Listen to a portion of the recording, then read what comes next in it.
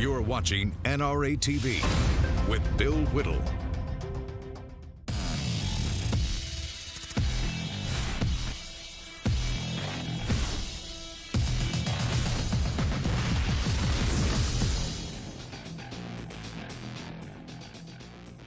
Hi, everybody. Welcome to the Hot Mike Show. I'm Bill Whittle, coming to you live from Los Angeles, and unfortunately, Hot Mike can't be here today. He's actually pretty upset. Turns out his father took his T-Bird away, so he's in his room talking to Barbara Ann about going on a surfing safari or something. In any event, he's completely shut down, and we hope to have him back by tomorrow.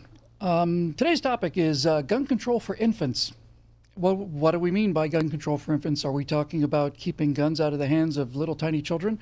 No, that's a common sense thing that every one of us knows how to do. If you're watching this show or a member of the NRA, you know pretty much how to keep guns away from children. So when I say gun control for infants, I'm talking about the whole idea of gun control regarding adult infants, primarily on the left.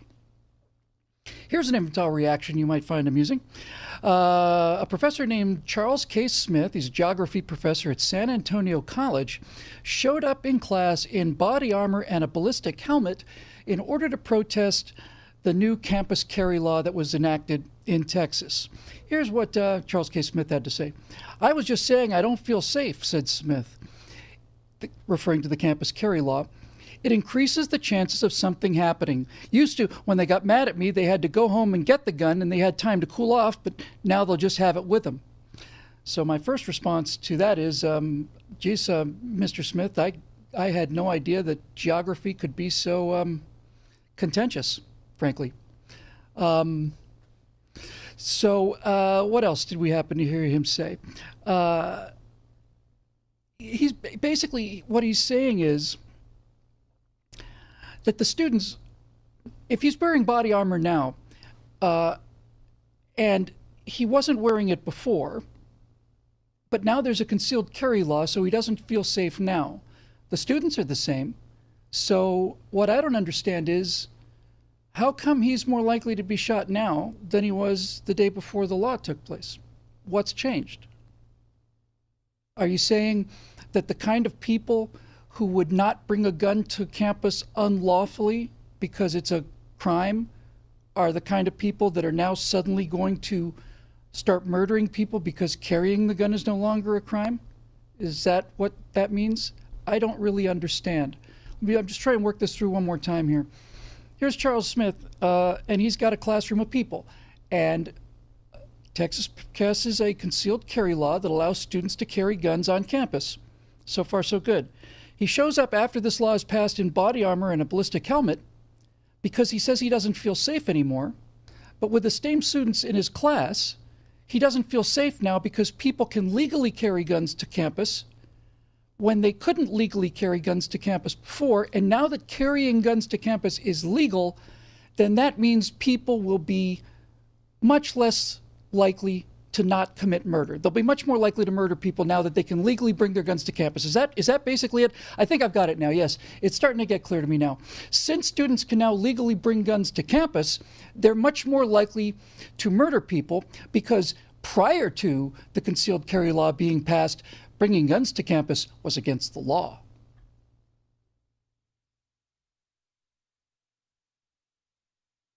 Okay, Mr. Smith, that body armor may actually save you in a situation like this. Not going to save any of your students if somebody decides to open up because of some part of geography that they may be found a little bit contentious. However, you should pray, as we do, that if somebody does decide to start arguing with you about geography in a violent manner, that one of your students will now be carrying a weapon, concealed weapon, legally and professionally, even if they're not professional policemen, because that's the only way there's going to be of stopping a shooter and protecting all the people who aren't wearing body armor to class today. By the way, he just have to close this. He said, just back into Mr. Smith, he said, "My assumption is that you will have more people carrying guns, and that will lead to problems. It always has." Here's the thing, Mr. Smith. 50 years ago, 40 years ago, you could buy a gun every Walmart in the country, at every Target store, whatever. You could buy one at a hardware store. You didn't have to go to a gun store. Your guns were for sale everywhere. Every high school, forget college, every high school had shooting clubs, and they'd often shoot down in the basement for target practice. Guns were everywhere 50 years ago, everywhere. And we didn't have these problems. You know why?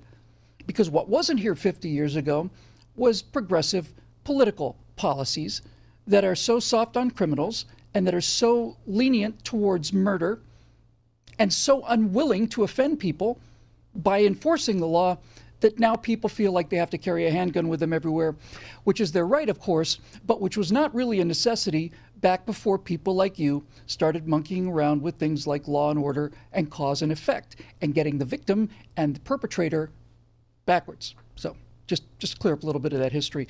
Now, this story got a little bit of coverage, and one of the places it got coverage, surprise, surprise, surprise, was on The View, which, if you don't know, is a coven of liberal harpies who basically meet once a day to contrive some new form of fantastical unlikelihood. So Whoopi Goldberg picked up this story, but then something interesting happened because once Whoopi Goldberg picked up the story, you've got to watch this epic takedown by the new co-host on The View, Jedediah Bila. Take a look at this. May not be as such good news because community college students in Texas are now able to carry guns on campus and into classrooms. And should people be worried about this, or is it a smart thing, or what do you think? I actually love this story. I'm not a gun owner. I spend a lot of time with gun owners. I spent a lot of time in Texas. And when you study these shootings, what you find out is that a lot of these lunatics, these maniacs, target gun-free zones. The Aurora shooter who went in and shot up that movie theater, that Batman movie, he went and specifically went out of region because all of the theaters around him that were closest to him, people were allowed to carry, they were concealed carry. They were allowed to have their firearms. He went to a theater that had a sign out front that declared that it was a gun-free zone. You see it all the time. I mean, there's stats upon stats. The Crime Prevention Research Center came out with a stat that over 98% of mass shootings occur in gun-free zones. So I want those students who have a license to carry, who have gone through the process, who have been approved, to not be sitting ducks in those classrooms. Can we just talk about that? Gone through which process? They're licensed. They have a gun license. Yes, but you do know that to get a gun license, you don't have to actually learn how to shoot the gun. You just to get a gun license? Yeah. Everyone I know who has a gun license has gone through extensive maybe they're from training. Jersey. You may have done it, but I'm telling you, Jersey has good. People can go and buy guns and never ever have to go to a gun range. They can have them in the house. First of all, notice that Whoopi Goldberg does not refute or even address her entire point, which was gun-free zones are in fact murder magnets rather than murder protection zones. But here's what's interesting about this: Whoopi says that you can just go ahead and buy a gun for a concealed carry permit and not know how to use it. You know what's funny about that?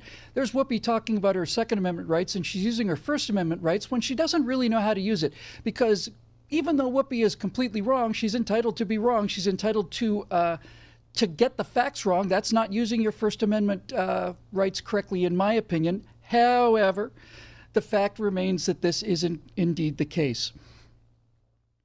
Anyone can own a gun in this country if you're not a felon. In California, and that's a pretty restrictive state, we have to be able to, we have a 10-day cooling off period, a background check, and we have to be able to show that we can clear a round from a semi-automatic pistol with the magazine removed, because apparently a large number of accidents are caused by people putting a magazine into a semi-automatic pistol, cocking the pistol, dropping the magazine out, and thinking that the gun is empty when in fact there's a round in the chamber. And we all know this. I had to do that in order to take the gun home 240 hours after I ordered it.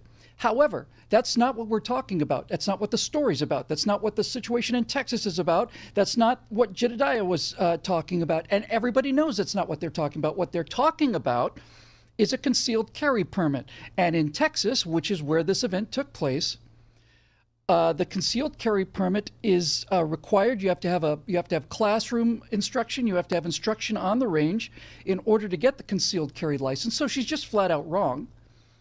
And needless to say, while you're going through these procedures, every single instructor in the state of Texas is urging you to get as much training as possible and get it as frequently as possible, which everybody who sensibly owns a weapon knows to be just basic common sense, which is in such dire shortage here in the People's Republic of California and in New York, and apparently in San Antonio, Texas as well. Now, one of the people that made that concealed carry law on campus possible is the kind of activist who really has dedicated her life to this. Although she comes from an unlikely place, as most of us do. I was a writer of screenplays, and next thing you know, I'm here talking about America. Sometimes the need just calls us, and we either answer or we don't. Right, Antonia Okafor, friend of the NRA, friend of freedom from quite a while now. Yeah, thanks for having me. Yeah, I definitely agree. What was it that got you not only to say, hey, maybe I'm wrong about guns, or maybe I'm not wrong about all of this, but now I'm going to speak about it, and then eventually become basically an activist? Your site, Empower, is, did I get that right? Empowered, sorry. Yeah, Empowered is all about gun rights for women. You, I guess, kind of like me, as I said, you kind of fell into this, didn't you? Absolutely. And really, I was a public policy graduate student at the University of Texas at Dallas, and campus carry was once again being debated. It was a state legislative year when they're in session. And I finally got to the point where I was like, well, for it to make sense, really, it's that we have bad policies that are not working. You know, I was definitely part of the women's movement when it comes to groups that were talking about female empowerment. And all I would hear about is all the sexual assault that was happening on college campuses. And as a, sexual assault survivor myself, it happened when I was a lot younger. I not only was empathetic for those who had gone through it, but I didn't want that to happen to me. And I wanted some type of protection. But yet the only way that the school was going to protect me was if I had basically a rape whistle they gave me for an orientation. And then, yes, those usually broken campus police buttons in the parking lot, which I knew they were not going to be sufficient to help me. So I realized that it really was a woman's issue, and that instead of being a victim, I wanted to be empowered. And that's why I started Empowered later on, because really women are going to be the face of the student movement when it comes to campus carry. Well, you have been not only a tireless champion of these rights, but an extremely effective one, extraordinarily effective one. And in the article where we saw the story about Mr. Smith, Professor Smith, you had a response that I thought was spot on. Let me just read it to you. Smith's actions, quote, show an irrational hysteria in regard to gun rights on college campuses perpetrated by the anti-gun left. It's a great sentence, Antonia, and the part I like the most is irrational hysteria. I'm calling this segment today Gun Control for Infants, because there are people on the left who have an irrational, hysterical, infantile, knee-jerk reaction to this issue, and a knee-jerk reaction to the object. There's just the fact that we discussed, now this guy's more likely to be killed by his students because he said something outrageous about geography, because legally now people can carry weapons in the classroom. I think murder's still against the law. What is it, do you think, that makes people on the left so hysterical and so irrational and so infantile about all this? Well, I think the funny thing, too, is that ironically, he's basically saying that these law-abiding students didn't have a gun when it was illegal, but now they have a gun because it's legal. I think that it just goes to show that these students that he's so afraid of, they're not the ones that he should be afraid of. The ones that he should be afraid of and should have always been afraid of are the criminals who are not going to follow the law. I think it's just elementary and basic. And also with UT Austin, the federal judge just a couple weeks ago basically threw out the case where 3 professors wanted to use the First Amendment to be their a right to basically not have Second Amendment rights on campus, saying that it would impede upon them if they wanted to talk about controversial topics. Well, let's look at places that already allow firearms and also continuously have heated conversations all the time, like let's say the legislative body or other different places like that. I mean, there are definitely other places that you can have topics and talk about conversations that people are not going to like and be upset about and be heated. And yet these law-abiding citizens still have managed not to take their gun out and shoot someone else because it's not the law. So I just, there's no rationale to it. It's really, and also I realized too that when I'm educating these students about it, 9 times out of 10, they're going to be on my side because they realize it's common sense. It makes sense for an adult to be able to use that and then go through all the checks that they have to, and then have that right to be able to have it on campus just like they do off campus. Exactly. Exactly. And by the way, if you're dealing with students who say they can use their First Amendment right to abolish the Second Amendment right, then they don't really understand rights at all, do they? So here's the issue, Antonia. The left feels that now that you're allowed to carry a gun, things are more dangerous. But before, there was a law saying you couldn't carry a gun on campus, so things were safer. So if it's a question of obeying the law, why doesn't the university, San Antonio College, put up "This is a no murder zone"? Why don't they just put "This is a no murder allowed zone" signs all across the campus, big ones, so that everybody can read it, and put "No murder allowed on this college campus," post them everywhere, and then I think probably the problem will be solved, right? Well, absolutely. I mean, it's just the same thing like with The View with Whoopi. You bring up that type of statement and that logic, then they'll go to a different topic because they know absolutely it's ludicrous that they have no really logical reasoning behind it. They just want it to be about, let's try and demonize these people who want to carry a firearm and who have gone through the process like they're supposed to. Let's demonize them. I mean, even The Trace a couple of weeks ago had this article where they're demonizing law-abiding citizens and saying that the NRA is trying to make it that that these concealed carry holders are better than the public. Well, they don't have to do that because stats have shown over and over again, particularly in Texas, that versus the general public, yes, they are actually a lot more responsible, and they're a lot less likely to commit any violent crime. So, but they refuse to show the facts when it comes to that. They wanted to make it about emotions. I find it also ironic that that professor, he got that body armor from his son, who is a military vet.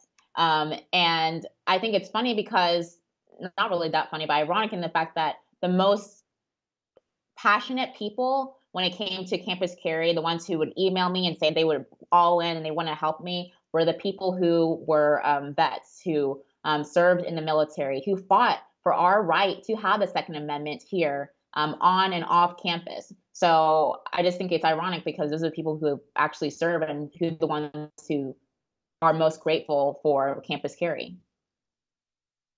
Yeah, I think the emotional driver for the left, and the reason people on the left get so hysterical about this, is because they believe that if you can control the gun, you can control the murder, which we know isn't true, but you can control the gun. They think it's within their control when the gun is not the problem at all. It's murder and insanity that's the problem. And when we come back after this quick 2-minute break with our friend Antonia Okafor, we're going to talk about the fact that the people on the left and people who do these things like bring body armor to campus and so on are unable, they are psychologically incapable of understanding the idea that there are, in fact, predators out there, and this is more than they can handle. I'm Bill Whittle. This is the Hot Mic Show. We'll be back in 2 minutes.